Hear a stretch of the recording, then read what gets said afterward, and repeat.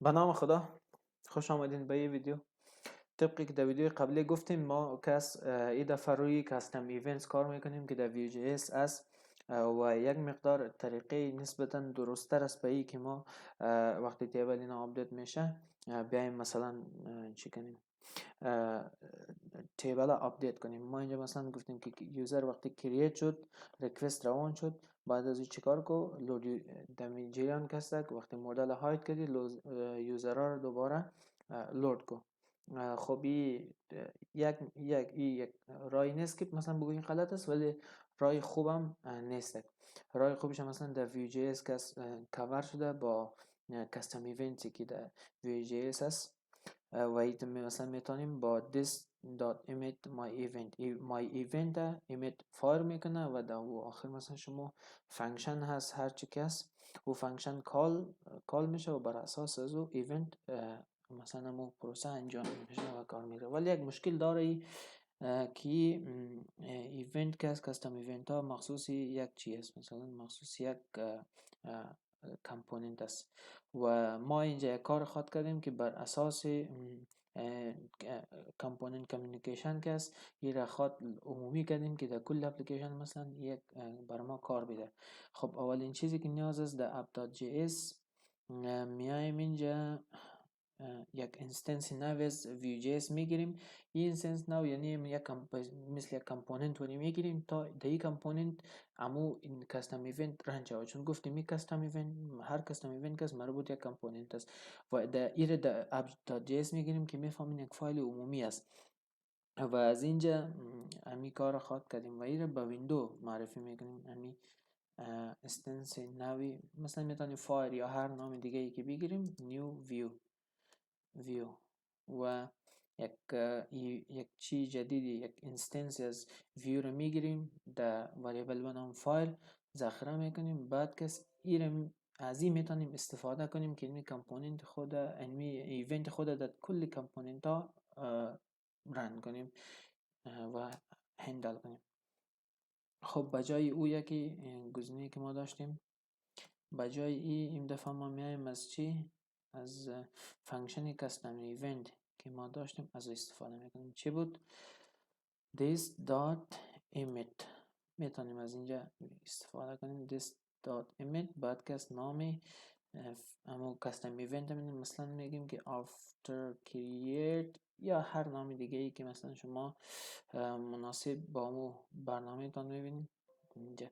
انالی after event که از after create یک ایونت است و این ایونت ما میتونیم در اینجا امی ایونت بندازیم. فعلا من این ریکوست ها را یک طرفا میکنم و اینجا خب این ایونت کرییت شوه اینجا، بعد از او رویش یک فانکشن گذاشته شوه و بعد از اینکه هر وقتی که می ایونت فایر میشه از اینجا او فانکشن بعدیش کال شوه که چی گپ است. مثلا ما اینجا میتونیم بگوییم که this dot on یک چیزی به نام on هست که میتونه بایند کنه ایونت ها را this on و this on fire on. اینجا هم احتمالا اشتباه دادیم، اینجا باید فایر آن باشه چون ما فایر معرفی کردیم عمومی و دیسک است. من این کلاس است فایر وریبلی که ما در ویندو اساین کردیم به خاطر اینستنس نو ویو. چون این کاستم ایونت ها روی فقط روی یک کامپوننت کار میده، ولی با این کار ما اینا را گلوبال ساختیم. fire.on و fire.on و ایونت ما نامش چه بود؟ after create و وقتی ایونت شد از سانتکس CS6 استفاده کرده میایم به این شکل این فانکشن داخلش میندازیم چیکار شود this dot load user.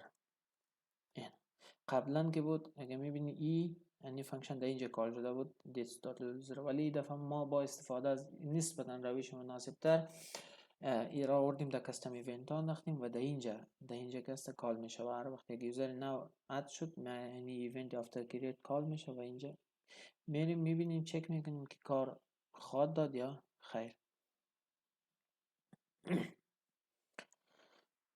خب بازم این کس مثلا روش خیلی خوب و روش فوق العاده که مثلا بگوییم نیست این کار که روش کاملا فوق العاده باشه و درست باشه. خب چرا دیتا آمد اینجا؟ یگان مشکلی حتما باید باشه. بریم میره در کنسول میگه view is not defined. view define نشده. view ما کجا یک اینستنس نوی از view اینجا دیفاین کردیم، ویش متاسفانه خورد است. انشالله که به این شکل کار بده و مشکل ما رفت شود. این دفعه رفت شد مشکل ما. خب کار اصلی را آزمایش میکنیم. یوزر رو که اد کردیم باید این امور تیبل ما رو آپدیت کنه.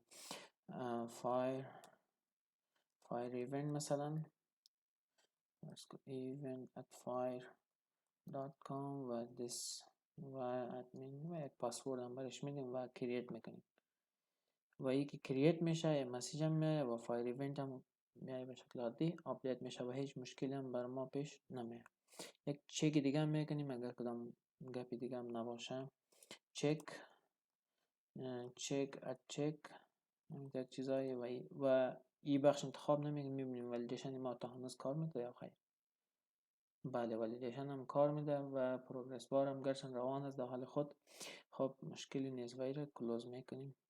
خلاص کار میده. پس گفتم ما این روش بازم روش نهایی نیست و شما مثلا خیلی در سیستم های کلان ناکستک برنامه های دیگه و فانکشنالیتی های دیگه هست. مثلا یک تکنولوژی به نام پوشر است که میتونین با طریق لاراول اینا با او کار کنین و او طریق کار چیست که در دیتابیس گیری میکنه، میبینه HTTP ریکوست رو آن میکنه، اگر دیتای نو هست می اپدیت میکنه، نیست میمانه به اون شکل و هر دفعه ریکوست ها کس کمپلیت نیست به اون شکل و او بسیار زیاد کس از پرفورمنس سیستم به این اندازه تاثیر نمیسازه و کاربردش بیشتر است.